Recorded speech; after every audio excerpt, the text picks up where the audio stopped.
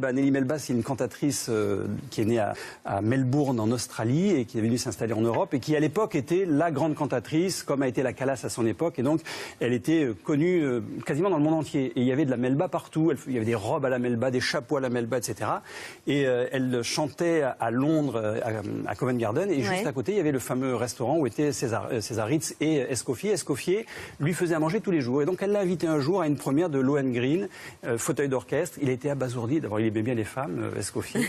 Donc il est tombé un peu amoureux et il lui a dit « Madame, demain je vous invite ». Elle est venue, il lui a fait un dessert, donc pêche Melba. Il a fait une pêche sur, Thierry vous le dira mieux que moi, sur un lit de glace, etc. Oui, dites-nous, rappelez-nous c'est vrai que quand il rencontre Nelly Melba, non justement, mais il va faire sa purée de fruits rouges, la glace vanille, tout ça c'est fait à la minute, pocher une pêche à la minute dans un sirop à 13 degrés baumé, comme on l'appelait à l'époque. C'est servi tiède, c'est un jeu de texture et de température, c'est sublime.